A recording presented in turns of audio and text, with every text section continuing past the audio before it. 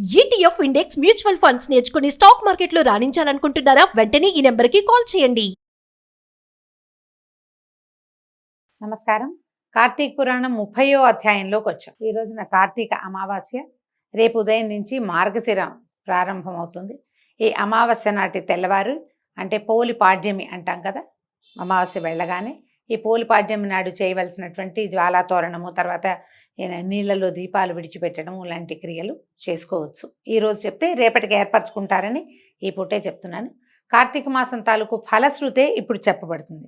ఋషులు ఎక్కడ ఈ సౌనకాది ఋషులంతా అడిగారు కదా సూత మహామునిని, వాళ్ళు చెప్తున్నారనమాట. ఓ సూత మహర్షి, మాకు మహాపుణ్యవంతమైన హరి మహాత్మ్యాన్ని చెప్పావు, ఇంకా కార్తీక మహాత్మ్యాన్ని కూడా వినగోరుతున్నాము. అంటే అత్రి మహాముని, అగస్త్య మహాముని వాళ్ళిద్దరి సంవాదంలో హరిభక్తి, హరిని తలుచుకున్నవాడు ఏ రకంగా తరిస్తాడో పురంజయోపాఖ్యానము, అంబరీషోపాఖ్యానము ప్రముఖంగా కథలుగా చెప్పబడ్డాయి. ఇప్పుడు ఆయన ఇది నువ్వు హరిభక్తిని గురించి చెప్పావు, కార్తీక మాసం వల్ల వచ్చే ప్రయోజనాన్ని కూడా మళ్ళీ ఇంకొకసారి చెప్పమని అడుగుతున్నారు. కలియుగమందు కలుషమానసులై రాగాదులకు లోబడి సంసార సముద్రమందు మునిగి ఉన్నటువంటి వారికి అనాయాసంగా పుణ్యం లభింపజేసేది ఏమిటి? ధర్మములలో పెద్ద ధర్మం ఏమిటి? దేనివల్ల మోక్షం సిద్ధిస్తుంది? దేవతల లోపల ఎక్కువ, అందరి దేవతల్లోనూ గొప్ప దైవం ఎవరు? ఏ కర్మ చేత మోహం నశిస్తుంది? కలియుగ మానవులు మందమతులు, జడులు, మృత్యుపీడితులు అవుతారు కదా, వారికి అనాయాసంగా మోక్షం దొరికే మార్గం ఏమిటి అని అడిగారు. ఇంకా ఇతరమైన హరిగాథలు కూడా చెప్పమంటే అప్పుడు ఈయన ఏమన్నాడంటే, మునీశ్వర్లారా, మీరు అడిగిన ప్రశ్న చాలా బాగుంది. మంగళకరమైన హరికీర్తన కూడా స్మృతికి వచ్చింది కాబట్టి సర్వ సుఖకరమైన దానిని చెప్తాను వినండి అన్నాడు. మీరు అల్పబుద్ధులైన జనులకు మోక్షోపాయాన్ని చెప్పమని కోరారు. ఈ ప్రశ్న లోకోపకారం కొరకు అయినది అవటం వల్ల నాకు చాలా ఆనందదాయకంగా ఉంది. అనేక యాగాలు చేసి, అనేక పుణ్యతీర్థాలయందు స్నానాధికాలు ఆచరించి ఏ ఫలాన్ని పొందుతారో ఆ ఫలితము ఇలాంటి మాటల వల్ల లభిస్తుంది. మునీశ్వర్లారా వినండి.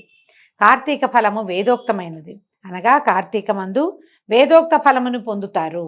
ఏ శుభకార్యం చేసినా, ఏ విశేషమైనది చేసినా, ఏ పుణ్యకార్యము ఏవి చేయమని చెప్పబడ్డాయో, స్నానము, దానము, జపము, తపము, ఇవన్నిట్లలో ఏది చేసినా కూడా వేదోక్తమైనటువంటి ఫలితాన్ని పొందుతారు. కార్తీక వ్రతమే హరికి ఆనందకారకము. సర్వశాస్త్రములను సంపూర్ణముగా చెప్పడానికి నేను సమర్థుడని కాను, కాలము చాలదు కాబట్టి శాస్త్రసారములలో సారాన్ని చెప్తాను వినండి. శ్రీహరి కథను సంగ్రహంగా చెప్తాను. శ్రీహరి కథాసక్తులు ఘోరమైన నరకములకు పాల్పడక సంసార సముద్రము నుంచి తరిస్తారు. కార్తీకమందు హరిని పూజించి స్నానము, దానము, ఆలయములందు రాత్రి దీపాన్ని వెలిగించడము చేసేవాళ్ళు అనేక పాతకాల నుంచి శీఘ్రంగా విముక్తులవుతారు.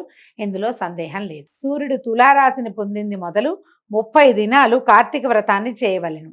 ఈ విధముగా చేయువాడు జీవన్ముక్తుడవుతాడు. బ్రాహ్మణులు కానీ, క్షత్రియులు కానీ, వైశ్యులు కానీ, శూద్రులు కానీ, స్త్రీలు కానీ కార్తీక వ్రతాన్ని చేయని ఎడల తమ కులజులతో సహా అంధతామిశ్రలు నరకాన్ని పొందుతారు. ఇది స్త్రీలు అని ప్రత్యేకంగా చెప్తారండి. అంటే సాధారణ రోజువారీ పూజా విధానం ఆ కాలంలో పురుషులదే కానీ వాళ్లే యజ్ఞము అవి చేసుకోవాలి. స్త్రీలకి ఈ పూజలకి కావలసినటువంటి పరిచర్య చేయటం, యజ్ఞానికి కావలసిన పరిచర్య చేయటం, భర్తతో కలిసి హోమాన్ని ఆచరించడమే కానీ వాళ్ళు విడిగా చేసుకోవలసిన దాంట్లో ఇవి లేవు, పెద్దవి లేవు. అప్పుడు వాళ్ళకి స్త్రీలకి కొన్ని పూజలు మాత్రమే చెప్పబడేవి, వ్రతాలు మాత్రమే. అవి కూడా చాలా తక్కువ ఉండేవి. ఇది ముందు యుగాల్లో చెప్పబడింది కదా, తక్కువ. భర్తలు చేస్తేనే భార్యలకు ఆ ఫలితం లభించేలాంటి విధాయకం ఉండేది. అందుకని స్త్రీలు చేయాలంటే ఇప్పుడంతా స్త్రీలే ఎక్కువగా చేస్తున్నారు. పురుషులు ఎవరు పూజల్లో పెద్దగా పాలు పంచుకోరు. ఆడవాళ్ళకే పూజల మీద ఆసక్తి. వీళ్ళే ఉపవాసాలు అంటారు, వీళ్ళే దేవాలయాలకు వెళ్తారు. వీళ్ళు ఇంకా కుదరటం లేదు కానీ, లేకపోతే యజ్ఞ హోమం కూడా స్త్రీలే ముందుండి నేనే చేసుకుంటాను అనే కాలం కూడా చూస్తాం మనం. మీరు చాలా దేవాలయాల్లో ఈ కాలంలో అభిషేకాల దగ్గర చూస్తే మగవాళ్ళు రారు, ఆడవాళ్లే అభిషేకం చేయడానికి పూనుకుని కనపడతారు. దేవాలయాల వాళ్ళు కూడా కొన్ని చోట్ల ఒప్పుకుంటారు, కానీ ఆ కాలం అట్లా ఉండేది కాదు.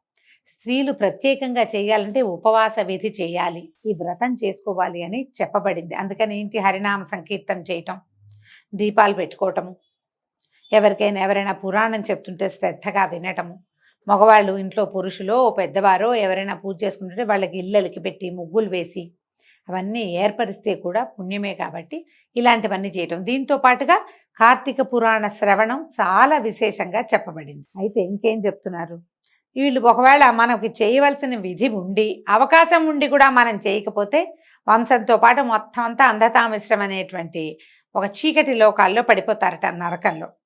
కార్తీక మాసంలో కావేరీ జలమందు కానీ ఏ నదీ జలాలయందు కానీ స్నానం చేసేవాళ్ళు దేవతల చేత కొనియాడబడి విష్ణులోకాన్ని పొందుతారు. కార్తీక మాసమందు స్నానం చేసి హరిహరాదులని పూజించేటువంటి మానవుడు విగత పాపుడై వైకుంఠాన్ని లేదా కైలాసాన్ని చేరుతాడు. కార్తీక వ్రతం చేయని వారు 1000 జన్మములందు చండాలుడై పుడతారు. మేము చెయ్యట్లేదంటే అంటే అందుకే కార్తీక పురాణంలో చెప్తారు, అన్ని రోజులు కాకపోతే కొన్ని రోజులు చేయి, కొన్ని రోజులు కాకపోతే ఒక్కరోజైనా చేయరా నాయన, నువ్వు తరిస్తావు, ఒక్కరోజు చేసినా సరే విశేషమైన ఫలితం ఇస్తుందనే చెప్పబడుతుంది. కార్తీక మాసము పరమ పుణ్యకరము, సమస్త మాసములందు శ్రేష్టము. కార్తీక వ్రతము హరి ప్రీతిదాయకము, సమస్త పాతకహరము, దుష్టాత్ములకు అలభ్యము. ఇంత దుర్మార్గులకి దొరకదట. ఎవరైతే వ్రతం చేయగలుగుతున్నారో వాళ్ళు పుణ్యాత్ముల కింద లెక్క.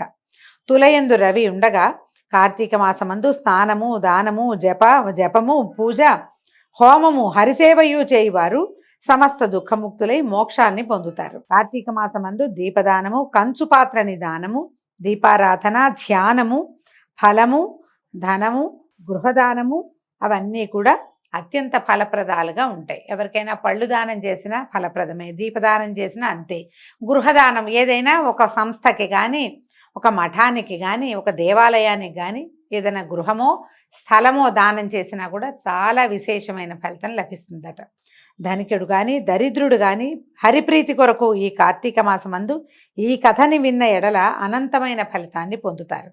కార్తీక మహాత్మ్యము సర్వపాపములను నశింపజేయును, సర్వ దుఃఖములను తొలగించును, సమస్త విధములైన సుఖములను కలిగించును, అన్ని పుణ్యముల కంటేను అత్యంత అధికమైనది అని చెప్తున్నారు. ఇది చూడండి చెప్తారు. కార్తీక మహాత్మ్యంలోని 30వ అధ్యాయం దీంతో పూర్తయిందండి.